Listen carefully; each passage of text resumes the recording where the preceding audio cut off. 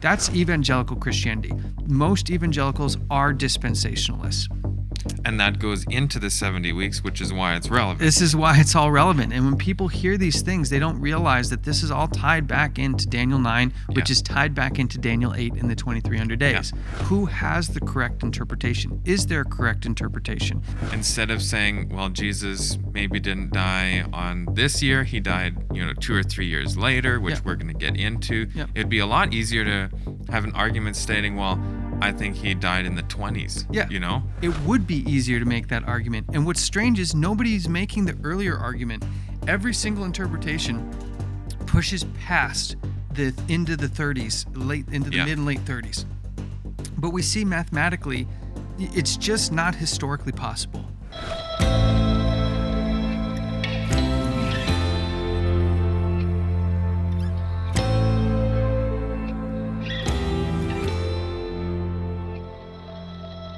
Welcome, everyone, to another episode of Truth Matters. I'm Matthew Schanche, again, as always, here with MacKenzie Drebit. Good to see you, MacKenzie. We're going to be tackling more 70-week stuff. Why don't you tell us what we've got in store today?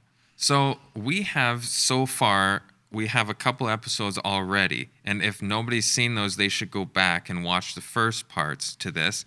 And this is about the 70 weeks in Daniel 8 and 9. Mm-hmm.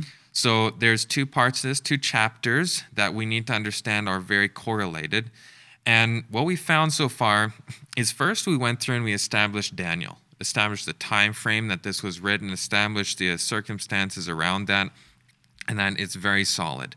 Then the next thing was that this is a 490 literal year time frame. And basically all views agree with that. Yes. The only thing is, though, that they have different starting dates. And the last episode, which if people haven't seen that, you should go back to the last episode, which is on the Jewish view of the 70 weeks, which there's some discrepancy between different scholars. The first temple destruction in Jerusalem was in 586 or 421 BC. That makes a huge difference. If we have this time frame, 166-year differences. Right. And so we covered all that in detail, and how this would totally shift all historical events and historians, and basically we would have to remove several kings to change history, basically. Change history. Yeah. So if you haven't seen that one, go to the last episode. Today we're covering the Catholic understanding, and the next time we're going to do the Evangelical understanding. So don't miss today's and don't miss the next one to continue this study, because this is really important. Yeah. And people are going to be like, why are you going so in depth? Why are you covering so many episodes? I mean, it might be 6-7 episodes by the time it's all said and done, because what we're trying to do is give a playlist at the end of this that you could send to anyone from any worldview and have their view be addressed and tackled, and the challenges that are there, that you should be able to send that playlist and be more educated on the 70 weeks by the time you're done than you could possibly get anywhere else in one place. So we're really trying to be diligent to give us and you guys the ammo to really tackle this, because almost all the end time error that's being spouted around the Third Temple and all of this stuff that's happening over between evangelicals and Jews over in Jerusalem, they're based on the wrong understanding of the 70-week prophecy of Daniel 9. So then maybe what some people are asking is, okay, great, but what does that have to do with me, and does it have anything to do with me? Well, it's going to come to all of our doorsteps, because the Bible says all the world will wander after the beast. And so if that's true, the way that you won't wander after this beast is if you can detect the error that's coming up. And so people who don't care now are going to care a whole lot when it comes to their front door, and they're not going to be able to determine why this is happening, who's behind it, because they're so confused on what's going on, and they don't have a solid foundation on the scripture, that they're just going to be deceived. And that's what Jesus said, take heed that no man deceive you. That's how he described the conditions for the end of time before his second coming. So if we're not going to be deceived, we have to be educated on what the scriptures say, and not just on what the scriptures say from one view, but understand in the world what everybody is saying and how to interpret this to determine who has the correct interpretation. Is there a correct interpretation? And so we are doing our best to tackle this. That's why we're going so in depth on these things. But before we get started today, let's go with a word of prayer. Great Father in heaven, Lord, I just want to thank you so much for your Son, Jesus, that allows us to do this work, not of our own, but to ask that the Holy Spirit be upon us, that we might be able to share and educate and help people grow in grace in their walk with you. Father, there's no greater privilege than to understand these things and to be able to warn the world before they happen, so that when these things come to pass, they might believe the source of where it came from in your scripture.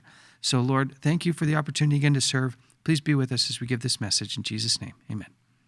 So there's been a lot of news recently about the red heifer. Have you heard about the red heifers being chosen? They're over in Israel. The priests are getting ready. The rabbis are getting ready to make the sacrifice for this third temple. Yes, I've been hearing a lot about this. Actually, there was some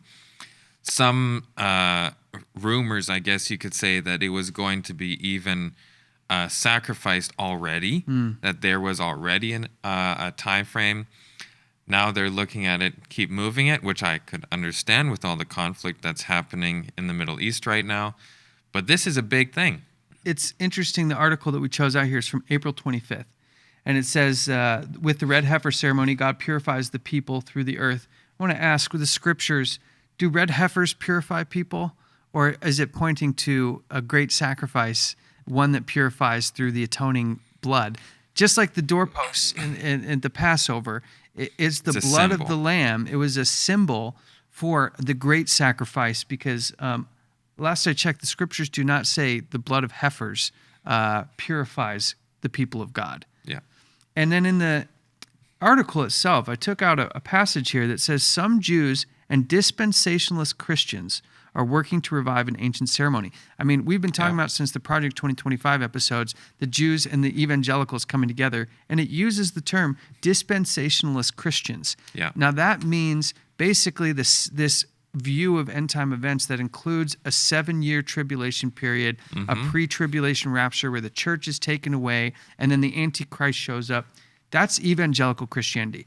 Most evangelicals are dispensationalists.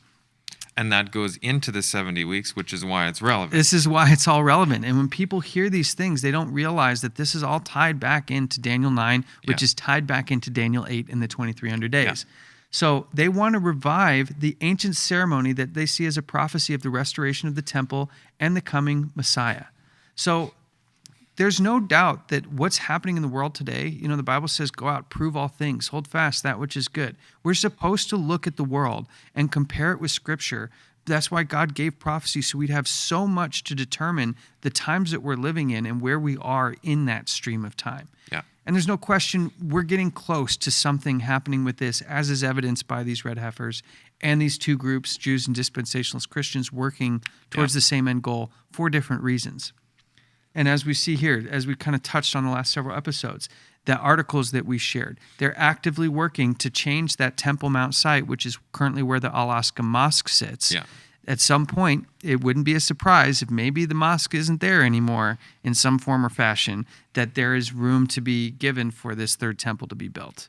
Which would cause absolute world upheaval. Yes. Much like in the Trump speech when he said, they told me when I moved the embassy from Tel Aviv to Jerusalem, it'd be the end of the world. Well, he said he was surprised about the lack of, uproar over that. But if something happens to that mosque, there will be a pretty major uproar over this. That was the precursor, right? Exactly. It's these little steps, and we have the Muslims on the one side, we have the Jews on the other side, who both think they take ownership of this location. Yeah. And if one went after the other, both of them are not, I would say, peaceful in their way of discussion. And we don't want to say there aren't peaceful Jews and Muslims. There absolutely are. But generally, the people driving this Third Temple movement, this change to bring about the Antichrist and the building of the Third Temple, they're maybe not as peaceful as your average Muslim or Jew would be. So we're talking about the country's ability and military ability, right? Yes. So we're not talking individuals, but how did these countries naturally respond to each other and it's not with a sit-down conversation, typically. We actually saw the evangelical politicians that are going over there. They're being toured around by what is a violent extremist Third Temple Jewish group whose leader was arrested in the States for attempting to kill Muslims. So there are violent factions that are part of this, and the evangelicals are kind of like, let me just put that to the side because you're going to help me get what I want, which is the Third Temple, so I can be raptured away before all this stuff happens. Yeah. And this is the exact article. If people want to go, we've referred to it many times. Go read this. And I also want to say, people have like looked up the authors of some of the articles we share and be like, oh, that person's a left-wing extremist or right-wing this. We're not endorsing the people who write the articles. Even a broken clock's right twice a day. Like, if the information contained in there, like, hey, this politician went over here and met with this person and they tried to get that, the information can still be good. We're not endorsing the people who write the articles. We're Their just opinions. Saying, but the facts are the same. The facts are the same, and they point to a larger issue. So people really like to nitpick things and miss the bigger picture of what we're trying to do. But this is a great article to prove that American politicians are working to bring about the Third Temple, and they're working with that violent Jewish kind of extremist group in order to be toured around over there.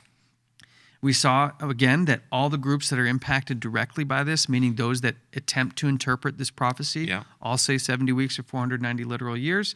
Daniel 9:24, 70 weeks are determined upon thy people and upon thy holy city.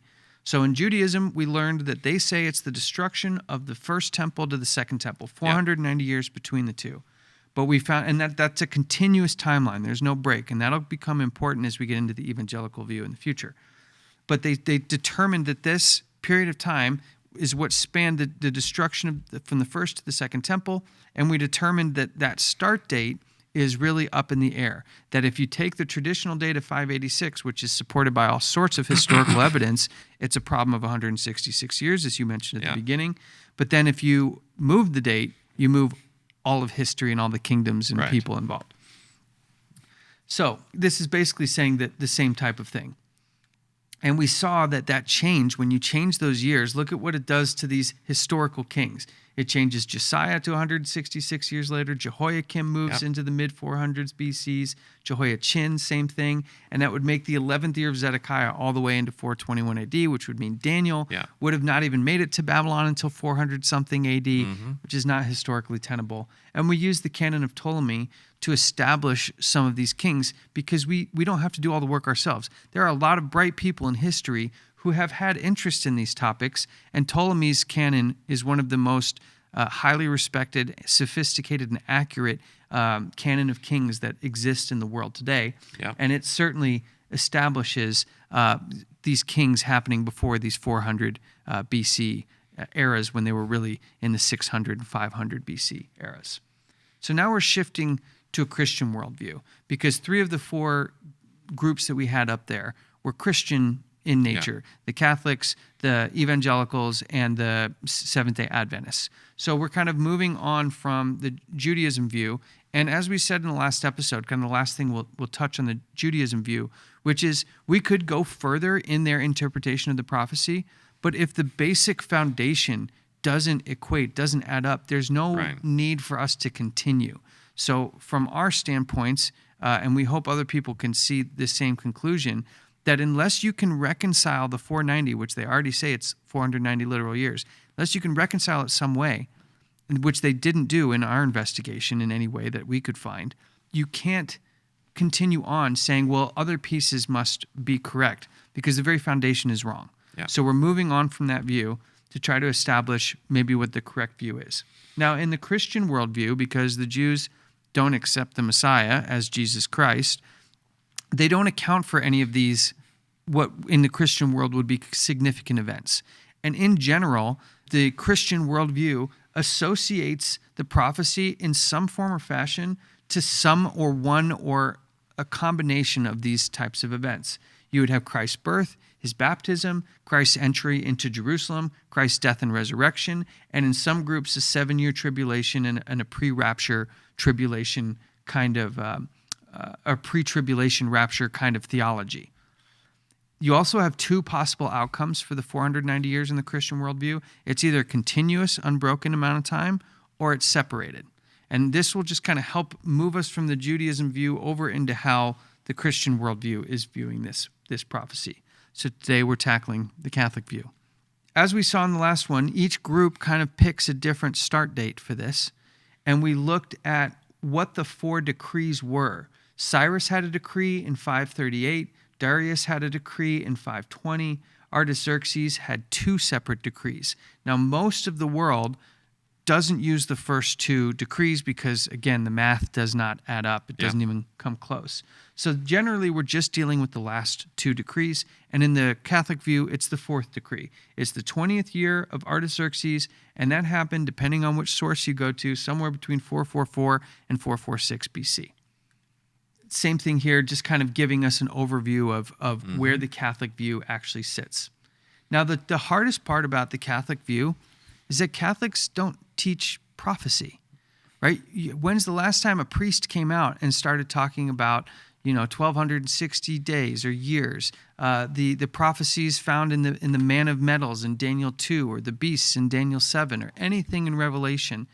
They just don't seem to teach their people prophecy. Yeah. So the hardest part we had about putting this together for the Catholic view is, what do the Catholics actually think? And finding some good sources. Yeah, finding actual sources that would be considered authoritative, not just somebody's opinion that's a casual lay person, but try to find an authoritative source.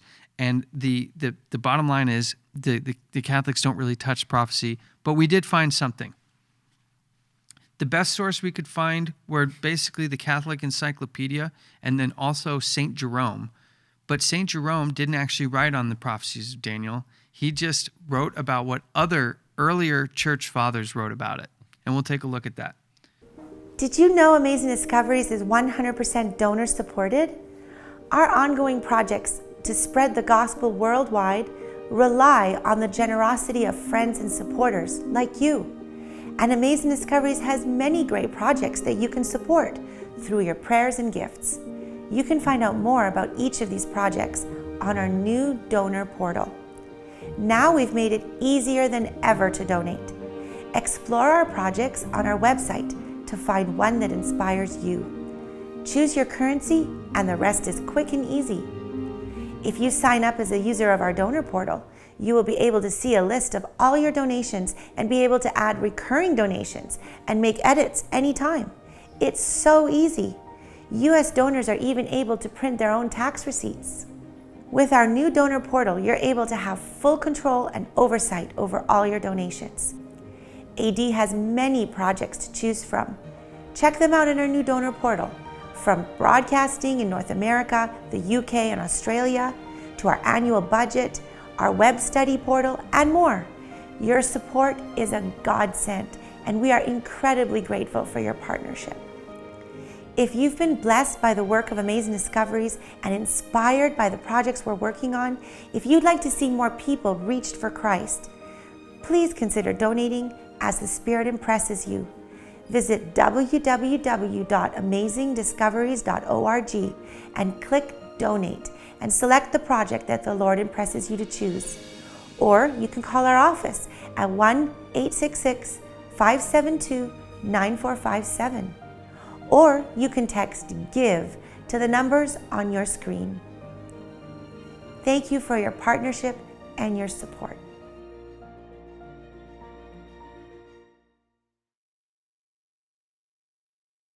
So this says, most commentators admit, indeed, that the 70 weeks are weeks of years, which fall into 3 periods of 7, 62, and 1 weeks of years, respectively, but they are still at variance with regard to both the exact starting point and precise terminus of the 70 weeks. Most of them, too, regard the prophecy of all the 70 weeks as having a messianic reference. But even all Catholic interpreters do not agree as the precise nature of this reference. So here's the Catholic Encyclopedia is saying, we don't really know what all of it means. You're going to get a lot of interpretations. What we do know, and this is important, that the 70 weeks is broken into 3 components.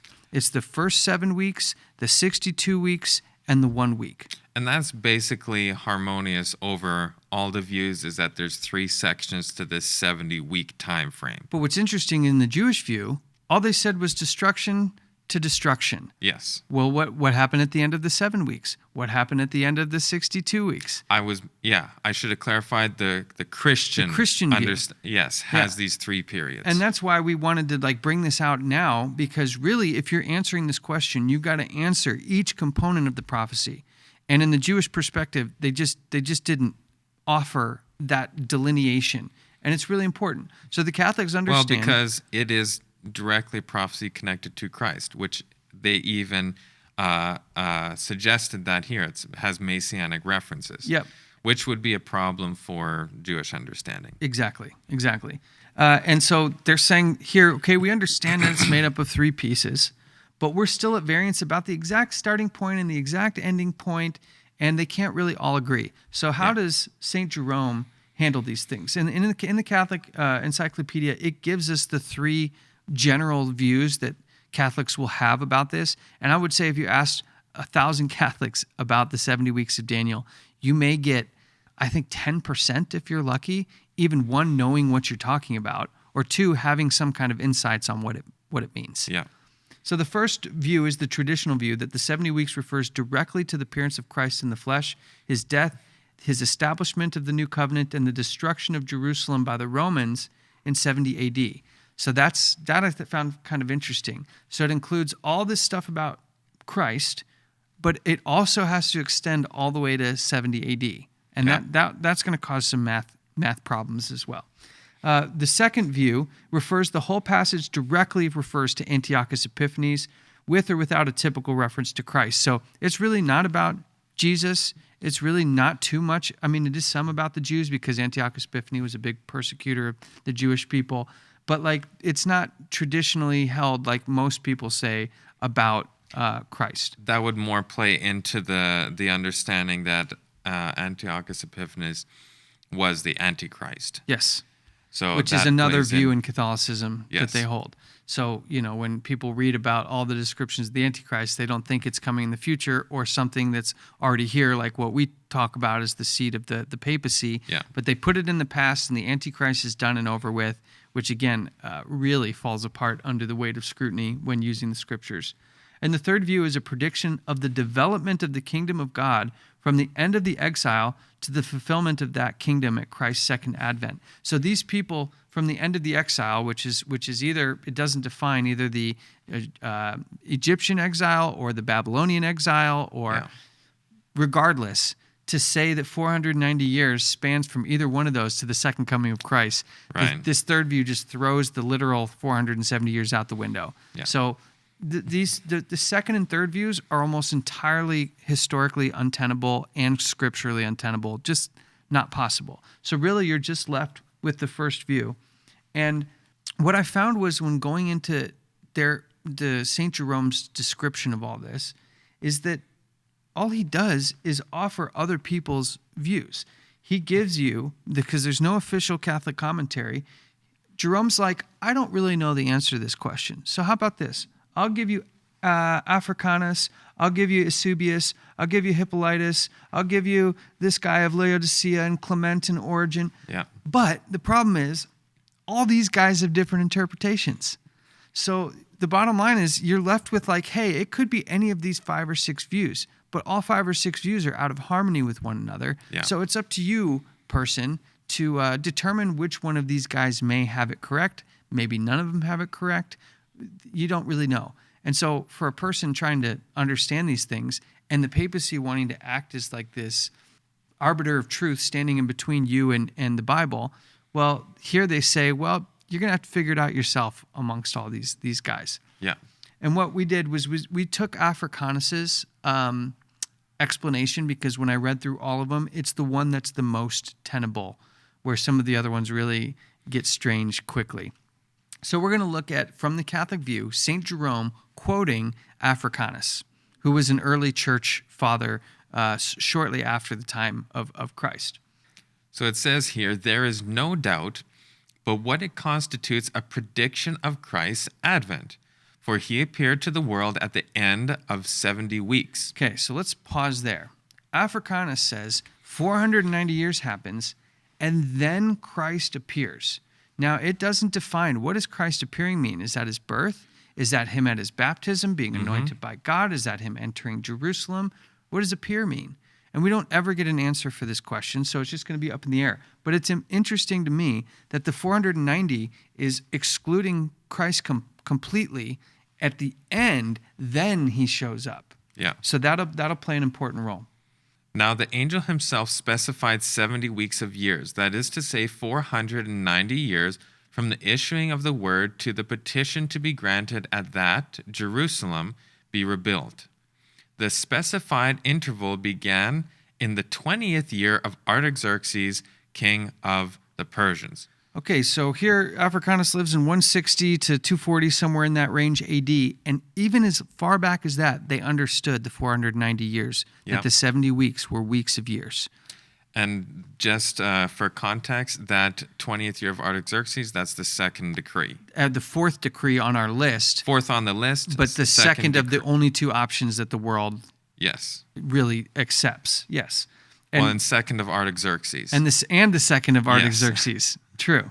So hopefully it's not too confusing for people, but just follow the slides. You can go back and look at which of the four decrees, but this was the second of Artaxerxes in the 20th year. This is the great thing about modern technology. You don't have to rewind the VHS and wait for it and find it. Yeah. You can just jump backwards and find the slide. Yeah. So, but we see these certain things are established that Africanus knew that this was a prophecy about 490 literal years, and that he attributed it to Artaxerxes, the second decree from Artaxerxes. Yeah. It was the 185th year from the captivity of Jerusalem when Artaxerxes first gave orders for the walls of Jerusalem to be built. Nehemiah was in charge of this undertaking, and the street was built and the surrounding walls were erected. And this was between 587 BC and 446.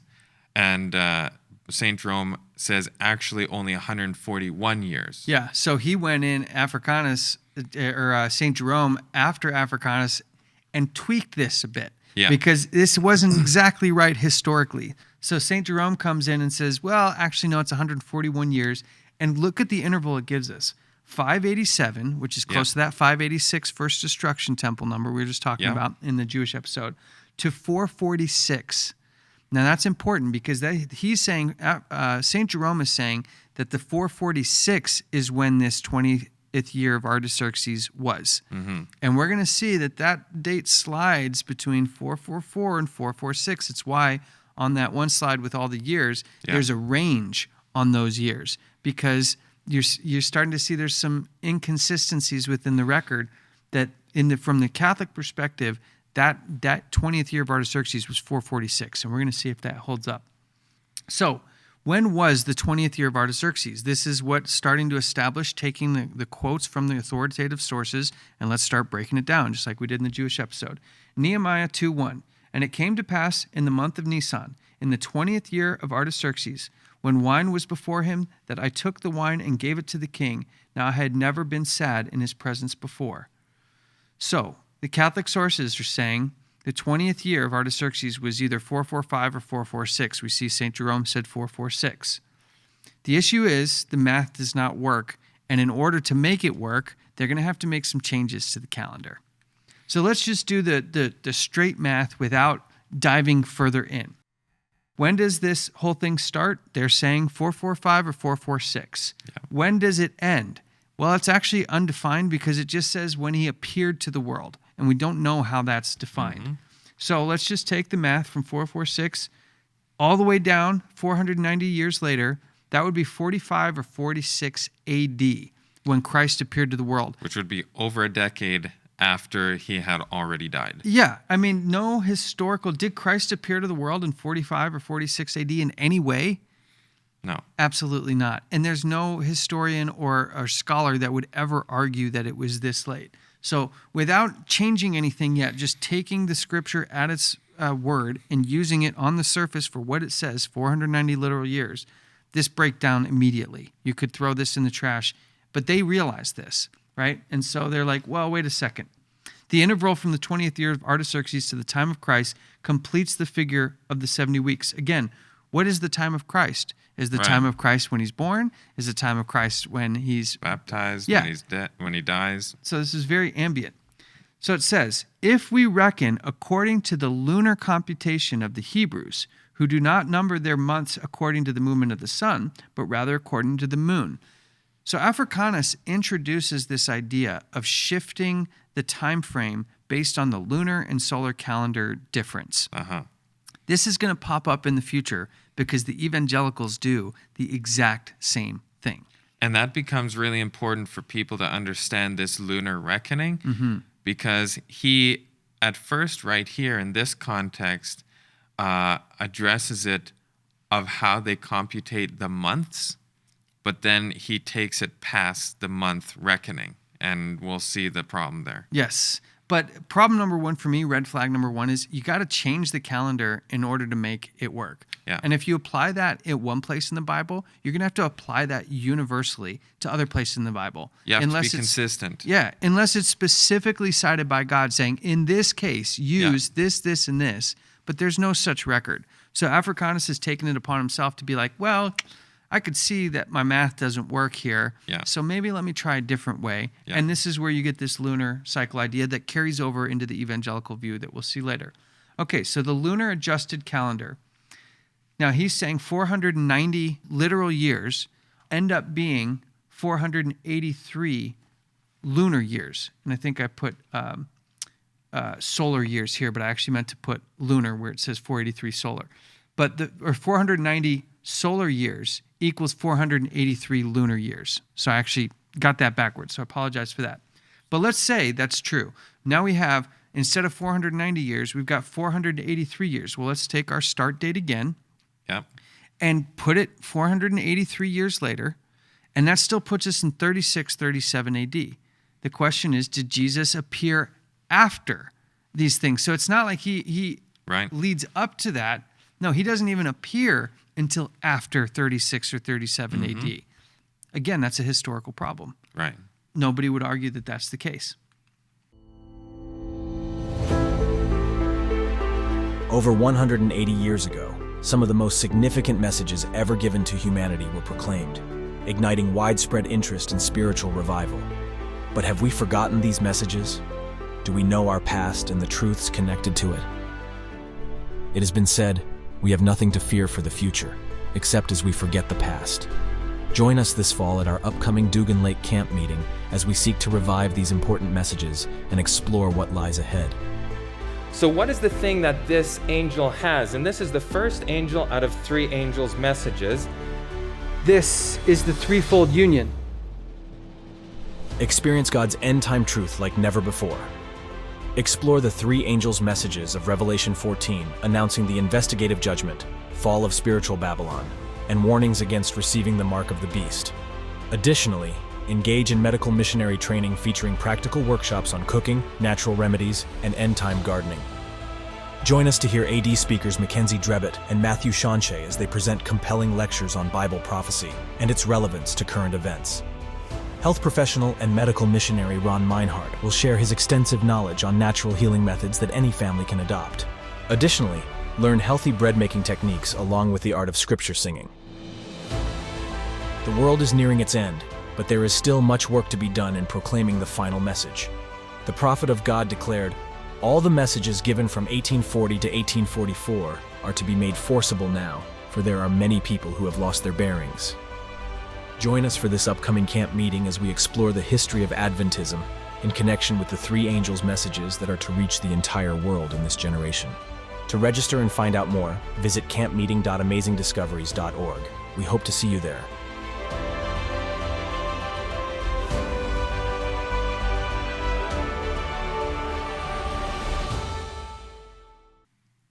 So given the information we have available, is it historically possible or tenable in any way for Jesus to have appeared by birth, baptism, entrance into Jerusalem, or death or resurrection as late as 37 BC? No.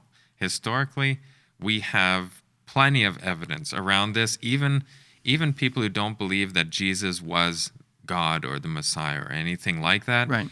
say that there was a guy named Jesus. And he was around this period of time until he died.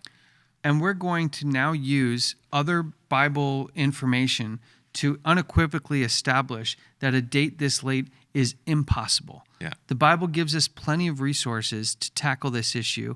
A lot of times, like people, they get an authoritative source, they read it, and they're like, oh, this guy's smart.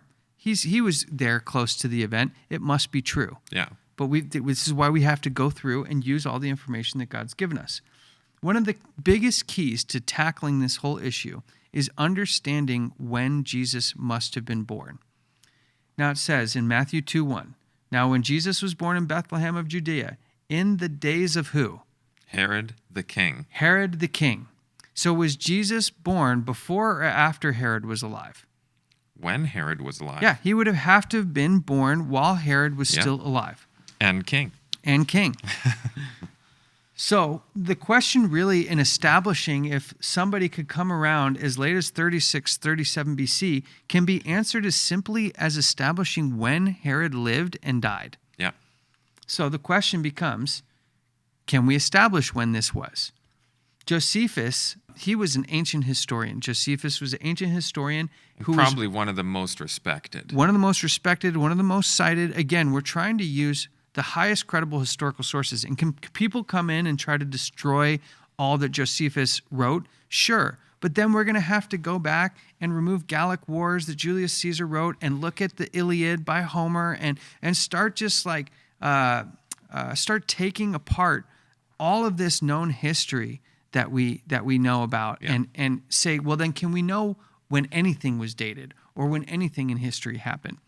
But the fact of the matter is, Josephus wrote this book, The Antiquity of the Jews, and he cited several separate accounts, including one eyewitness, that all confirm Herod's death in 4 BC.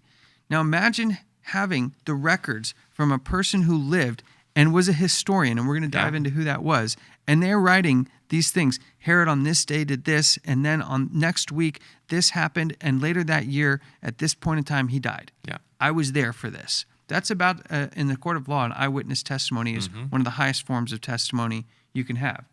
So Josephus cited that Herod died between a lunar eclipse and a Passover. So now we have a little bit more information. Not only does he have an eyewitness account, but he knows that Herod died between this eclipse and this Passover. Yeah. And when you look at when these eclipses happened, which is why astronomical events are so good at placing things in time. That's why in the Bible it says he put these things in the heavens for signs. Exactly. So that we can know exactly when these events are taking place. Yes, and he knew that there was going to be, differences of views and things in the future, and are able to set these things in accordance with things we can't argue. You can't just make an eclipse happen in a certain year because you want it to, right? So the eclipse that matches Josephus's account has been astronomically dated to March 13th, 4 BC, with the Passover starting in April of 4 BC. So very small time frame. It's a very small time frame and a very specific one. Like you can't move that eclipse to some other date. And I've seen some that have tried, and we'll tackle that in the Evangelical episode. But again, just like the rabbi in the previous episode saying that, well, that's not really the date for the destruction of the first temple. Okay, anybody can say anything. Where's your proof? How do you establish that? And it's been my experience so far that people just say these things knowing that they can't back it up. Otherwise, they would have been happy to provide an abundance of evidence, right? Because if you had something to back up what you're saying, you want people to see it. And generally, they have nothing to show for it. So, and just so people know, Josephus was born in Jerusalem, circa 37, somewhere between 37 and 100 AD. So he's about as close. This is why he was able to get the records of someone who was an eyewitness to these things. So we're about as close to the sources we can get. So 3 separate accounts that we're going to kind of touch on to establish that Josephus's information was good. Account number 1. Flavius Josephus used the direct writings and accounts given by Nicholas of Damascus as his source. Nicholas was a trusted ambassador and historian of Herod's court.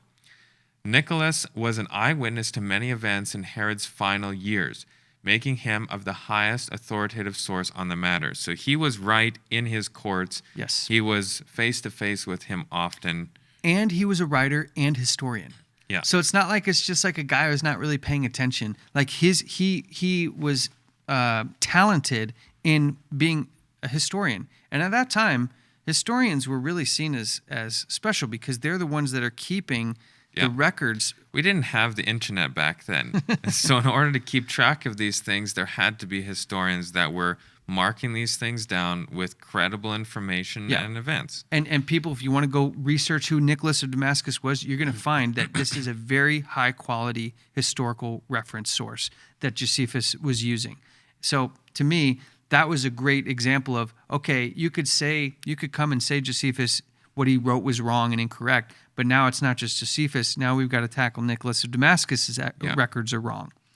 The next account number 2, gives us a very specific piece of information that, to me, ends up destroying a later date for Jesus in the fact that he said Herod died 37 years after he was recognized as king of the Jews by Mark Antony and the Roman Senate in 40 BC.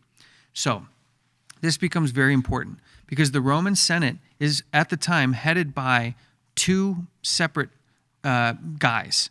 And there is a list of who was head of the Senate in the various years dating back well into the 100, 200 BC era. And so the 2 consuls of the Roman Senate at the time of Herod's appointment was Gaius Calvinus and Gaius Pollio. And we'll just refer to him as Calvinus and Pollio from here on out. Now, the question becomes, how do we know those 2 guys were the head of the Roman Senate at the time?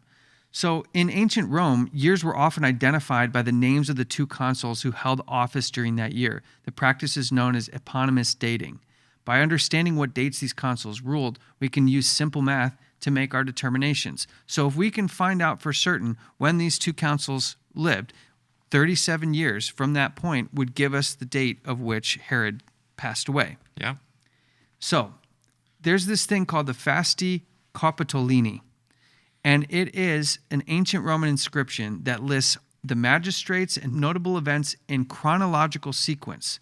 This is a list of every Roman consul and dictator from 483 BC to 19 BC written in stone.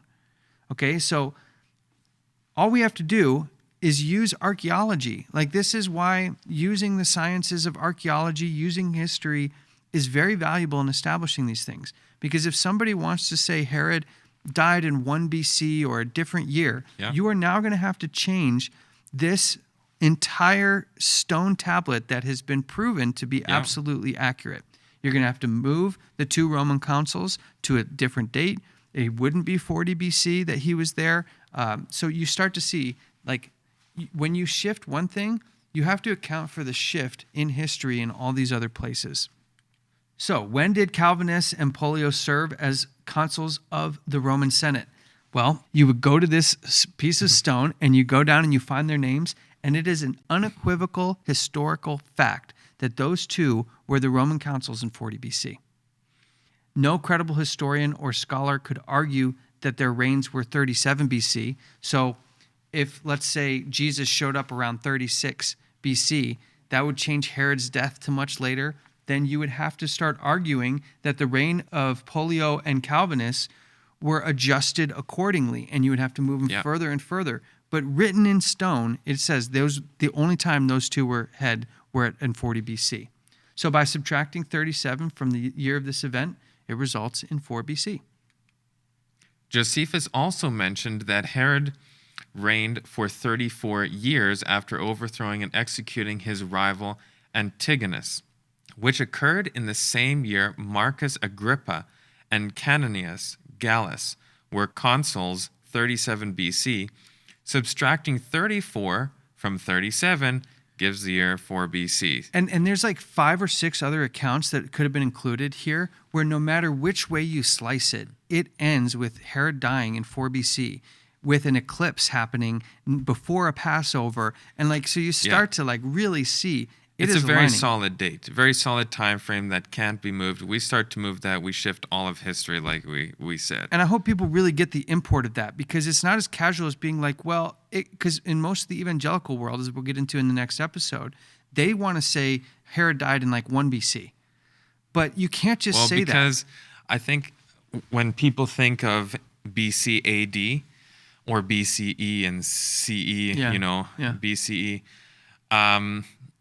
They want to feel like Jesus was born on the first year because, why? Well, Jesus is the ones who split the time frame, so it's one, that's a nice story. Yeah. But that's not historically accurate and aligning with how the calendar functions. Exactly. And like, if you can establish unequivocally, forget anything else, but if you can say, hey, I don't even need the Bible, I can establish that Herod died in 4 BC from all sorts of other sources. Which means Jesus had to be born then. At least before then. Yes. I'm not saying he was born in 4 BC, but we know technically 5, 6, 7, exactly. 8. But that's the point is, like, when you get dates, it says that Jesus was 30 years old about the time of his baptism. Yeah. Well, if that's 36 BC, then he certainly wasn't around at the time that Herod was ruling.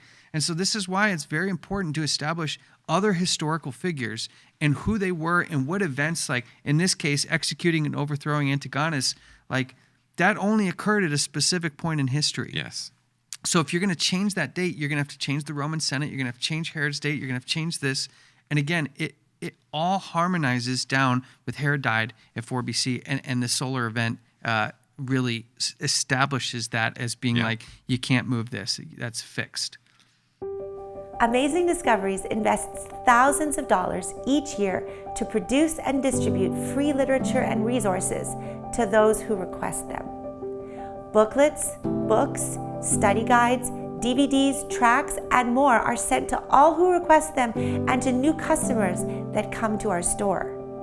Study guides are available in digital format as well as in print.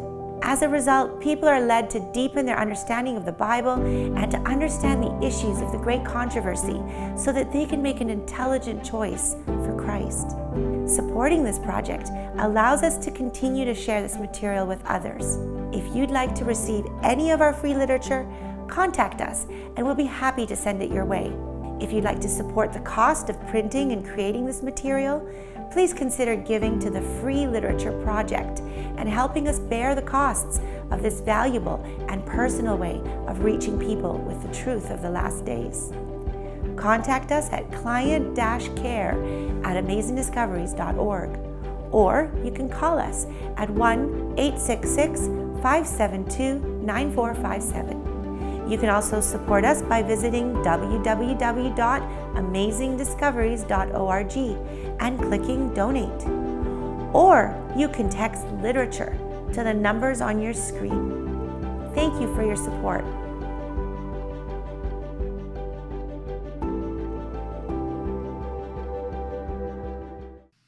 So let's kind of like run through what this means now. Herod the Great is appointed king of Judea by the Roman Senate in 40 BC. That's an absolute historical fact. The Fasti Capitolini confirms that in 40 BC, Calvinus and Pollio were the two consuls of the Roman Senate at the time of Herod's appointment. Historical fact. Yep. Josephus states that Herod died 37 years after his appointment and links it to a specific lunar eclipse before a Passover. The eclipse mentions this event as astronomically being dated between March 13th, 4 BC and the Passover starting in April BC. Jesus was born before Herod's death because Herod sends out the call to kill all the firstborns under the age of 2. So it obviously has to happen after Jesus is born. Otherwise, it wouldn't make any sense. As the Bible states, the time of Herod at Jesus' birth and the massacre of the children under 2. So, like, if you're going to try to change the date, you have to offset all of this information. Yeah. Right? And that is the onus that we need to put on other people when they're trying to challenge some of these dates. This is why setting historical dates is important, because you can't just pick and choose to move things around. It would be a lot easier for people to want to shift the dates earlier than later. Instead of saying, well, Jesus maybe didn't die on this year, he died, 2 or 3 years later, which we're going to get into. It'd be a lot easier to have an argument stating, well, I think he died in the 20s. It would be easier to make that argument. And what's strange is nobody's making the earlier argument. Every single interpretation pushes past into the 30s, mid and late 30s. But we see mathematically, it's just not historically possible. So now there's a second piece. There's other ways we could have tackled this, and we're actually going to use this method in the next episode, because the same principle that we just tackled here of establishing Herod's death is going to apply to the evangelical view as well. But we could have tackled this from the way of what Luke 3:1 says, now in the 15th year of the reign of Tiberius Caesar. And then it says in Luke 3:23, and Jesus himself began to be about the age of 30, the 30 years of age. So the 15th year of Tiberius is linked with Jesus at about the age of 30. Yeah. And if we do, as we will in the next episode, go through, we could have come to the same conclusion we just did with Herod's death and establishing Jesus' life based on that. We could have taken this 15th year of Caesar, Tiberius Caesar approach. So there's multiple ways that we can approach this. Yeah. And it's why the Bible is so amazing in giving us the years of the rulers and how old Jesus was. This is what allows us to stop these errors from happening. Okay, so adding on to the list we just saw of these flow of events, now we can add one more piece of information.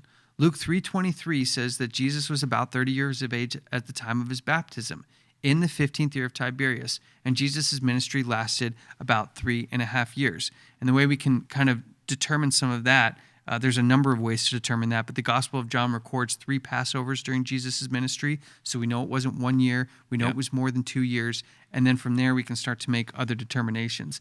But this flow of events, people should pause this, screenshot it. If you're going to have conversations about this, make sure others you're talking about are aware of these historical facts that can't be moved just arbitrarily, would have to have significant evidence behind it. So a question, if we know Herod died in 4 BC, and Jesus was about 30 years at the time of his baptism, and I'll give a range. I think it can be proven exactly where it was, but let's just be generous, and let's say it was 29, 30, or 31, about in that range. What is the latest possible year of his baptism and crucifixion? And the answer is 28. It can't be any later than 28 AD. Yeah. Or, which means it can't be any crucifixion date any later than 31 AD. It is not historically possible without changing all these other dates. Yeah. And this to me is really helpful, because then when I start seeing articles or scholarly references that are like, oh, in 37 Jesus did, oh, in 33 Jesus did, you're like, well, do you know Herod was dead by 4 BC? Do you know that the Roman Senate establishes exactly? So like, if people are promoting views on Jesus' baptism, on his death, that fall after these dates, it's not historically possible. It's more of they're trying to fit something into like a puzzle piece into a puzzle by cutting some of the edges off. That's right. And now there's parts missing and you don't have the full picture anymore. Yeah. And that also leads into, if you start shifting things, this is where you get into the ideas that Jesus died on different days of the week, and therefore he couldn't have fulfilled these certain things, which would be a Jewish perspective, right?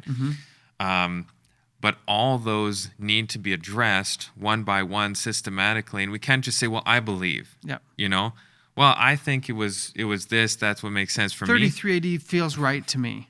Like, or even 30 or 31 or Sure. 27 AD for his baptism. Yep. We can't just say, well, that feels good and, Right. That's my personal opinion. It has to be based on facts, has to be based on the scriptures, Yep. which is why we brought up those verses, the 15th year of Tiberius, Yep. and obviously Herod was alive because he made the decree to kill Jesus. That's right. That's right. And so we have these things that have to be reconciled in order not to be outside the bounds of reality. Yes. And it's like me saying, hey, MacKenzie, here's a board with a list on it.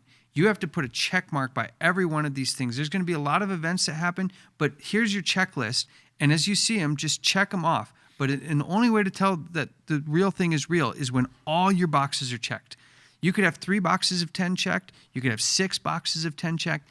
All 10 have to be checked for it to be the real thing. And this is where they start cutting the edges. They may have a box here or a box there, but when all the qualifications are laid out, it doesn't meet all of them. And it's not okay with a passing grade of, I got 50% right on this one. Yeah. No, it's got to be 100. Prophecy is 100%. exact. Yes. If there's one contradiction, then we have a major problem. Major problem.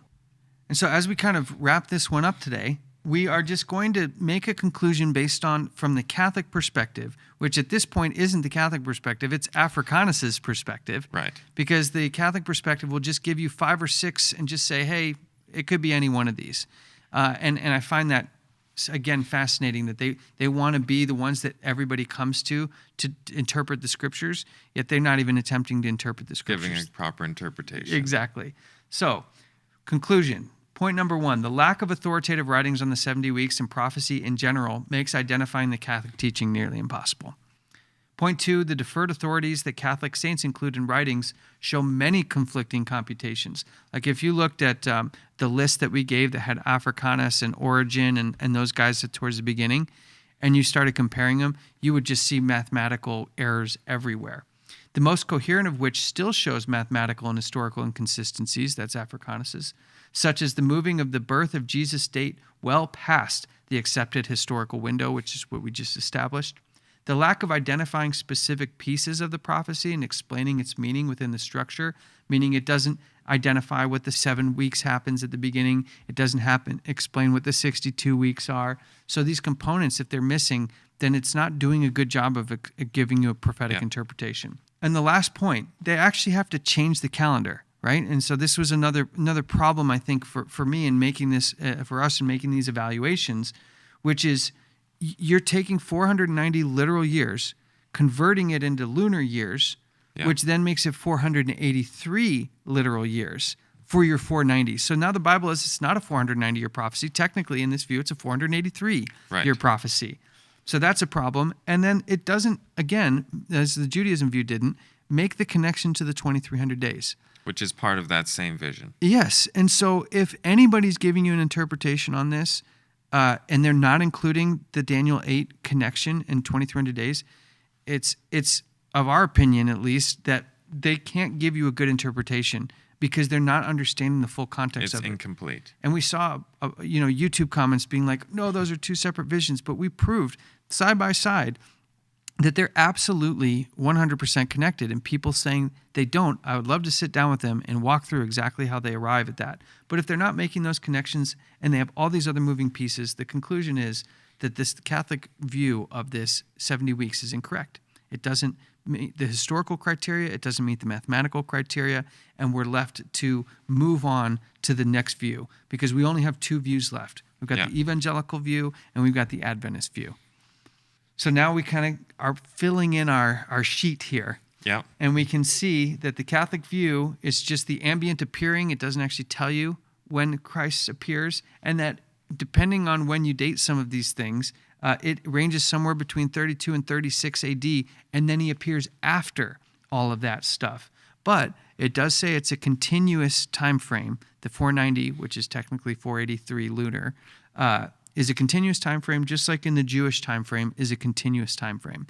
When we look at the next one, the evangelicals, we're going to notice that's going to change a little bit, and that there will be a breaking off, not a continuous prophecy, but a breaking off of the last 7 years.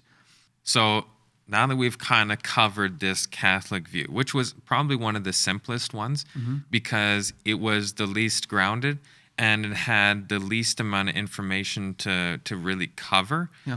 And very easy to discredit these alternative dates because we have so much evidence pointing to 4 BC being when Herod died. We have this lunar eclipse. We have the Passover. Jesus has to be born before Herod dies. Yeah. And it becomes extremely clear that that doesn't hold water. Yeah.